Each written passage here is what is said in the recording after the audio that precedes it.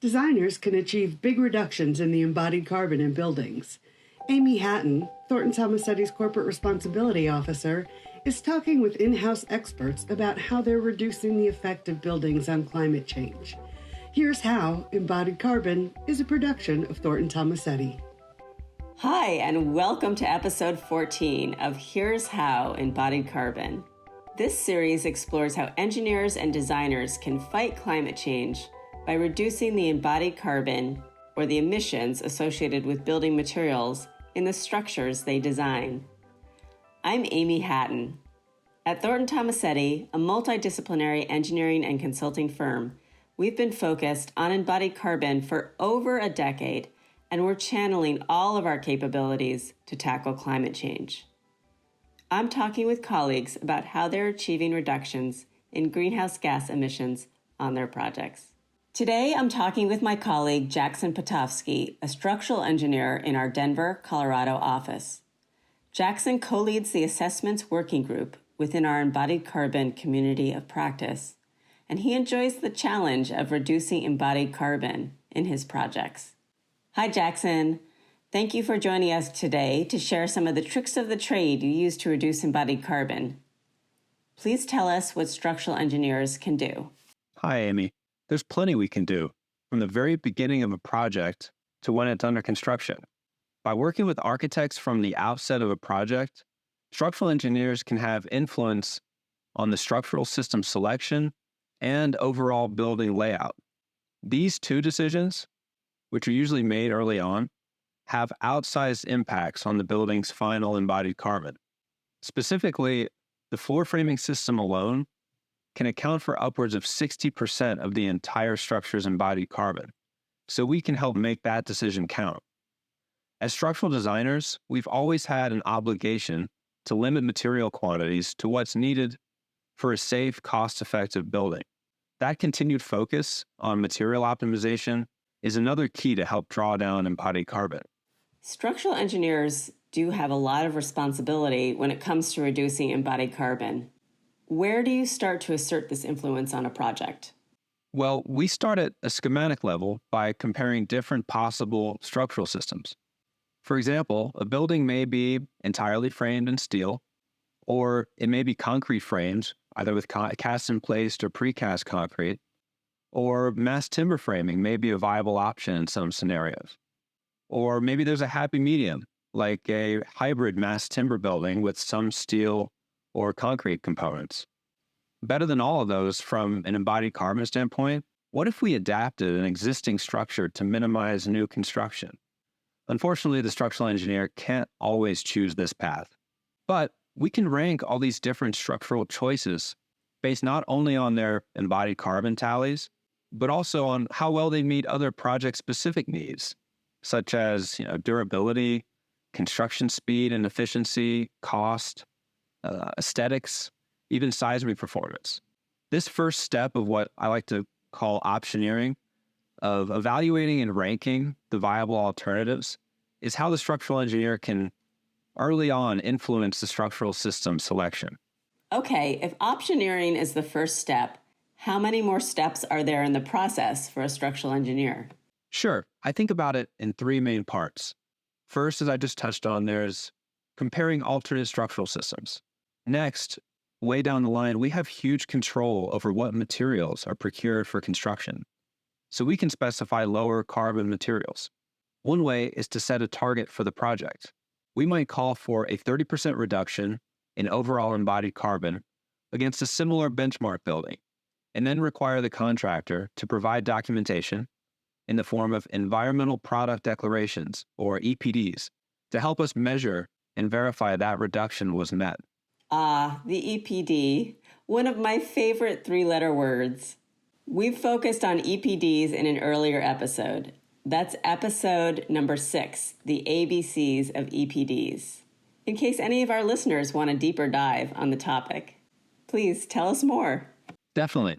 The same way you need nutrition labels to track your daily calories, we need EPDs to track how environmentally caloric our building materials are. Establishing a maximum global warming potential for a project and using these EPDs to verify that the target is met is a strategy that allows the contractor to choose which products to go after and to meet the project's sustainability goals. There's a big effort underway nationwide to fund and develop more and more of these EPDs, so contractors in the future will have greater flexibility in their competitive bidding. But this strategy does assume that the general contractor is familiar with this process and understands where the biggest carbon offenders are and how they need to attack this problem. Right now, that's not always the case. Okay, so this approach may be more effective in the future when everyone is more educated about embodied carbon. What works better right now? Right now, there's another similar option where the design team can target certain specific construction materials instead of the building as a whole and specify a % reduction in that material's embodied carbon. Structural engineers can also say, use X or Y product and put that language in the contract documents. When we aren't explicit like this, there can be roadblocks. More than once, I've heard from the general contractor halfway through construction that they can't proceed with a low carbon version of a material we're asking for due to scheduling constraints. If the schedule is a major factor, which it usually is, the project will likely stick with the status quo, what they've done on the last 5 projects. That's why it's important to have material embodied carbon reductions clearly written into the drawings and specifications. It makes it a requirement that the GC must plan for, no exceptions. Yes, I would imagine that making embodied carbon a requirement would result in an outcome more favorable for sustainability, at least while we're in this transition period where embodied carbon reduction is not standard on every project. Yeah, that's exactly right. With this option, the engineer has control and influence, but it means that as the engineer, you need to make sure that the material is available. We can't just specify a 90% embodied carbon reduction in our concrete mixes and just assume the same availability and even the same structural performance. We're responsible for making sure our requirements are actually feasible and constructible. We have to find out what strategies are viable and then figure out where we can best take advantage of those. So if an engineer who understands low embodied carbon options exerts this kind of control over the project, everything becomes smooth and easy, right? You would think so, but unfortunately, that's not the case. What we find is that these topics are all really good education, which is the first step, but there isn't always proper enforcement. What we've learned is that during the procurement process, contractors don't always totally understand these relatively new embodied carbon requirements in the specs and drawings. So they might go ahead and solicit bids, but without all the sustainability requirements fully accounted for. Then, fast forward, after the award, they might come back and say, hey, we can't hit the target carbon reductions and still meet the schedule. So to avoid this, what we've been doing is scheduling an embodied carbon workshop with the contractor, the architect, the owner's representative, the sustainability consultant, if there is one on the project, just to make sure that all of these goals are totally understood. So it's all a learning process. Speaking of learning, let's do some now. Can you teach us some strategies that can reduce embodied carbon but don't compromise other goals for the project? Sure. One common was replacing cement with SCMs, which stands for supplementary cementitious materials. This is like fly ash, slag, natural pozzolans, or blended cements. And this is a way we can make a real impact right now because they've been tested and proven to work in specific applications.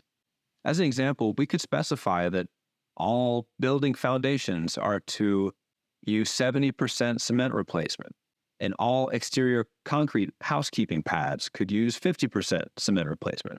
By doing this, we make cement replacement a requirement for the project. While this adds some responsibility for the structural engineer, if we do our homework, we can feel confident that local suppliers can provide these mixes. We can and should also reach out to local concrete suppliers to see what's been successfully used before. And if there are parts of a project that aren't as critical structurally, there may be an opportunity to use newer, less tested materials. By doing this, we encourage contractors to try out innovative new products and the client benefits by getting credit for pushing the industry forward.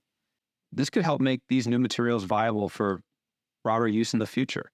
You've told us about two parts of the process of employing structural engineering influence on a project for embodied carbon reduction. What's the third piece of the puzzle? Yeah, the third part comes in between optioneering different structural solutions early on and steering procurement of low carbon materials later on, closer to construction. The third part is optimizing the structure that you've selected during design. This strategy can be harder to measure, but it's about designing intelligently. For example, if you have a long span structure and decide to add a column in the middle, you've reduced the span and significantly decreased the amount of materials needed. Now, the architect may fire you, but it's always worth asking. Sure, let's hope not. But the question is, how do you quantify the savings from our design decisions? One way is by comparing our design to similar, or what we refer to as baseline projects. We do this through whole building life cycle assessments. These tools allow engineers to continuously track the embodied carbon of our building throughout the design and understand how we compare it to a baseline. This is one reason the structural engineer's 2050 commitment is so powerful. With data being reported on an increasing number of real projects, engineers can identify how their designs stack up against averages or baselines.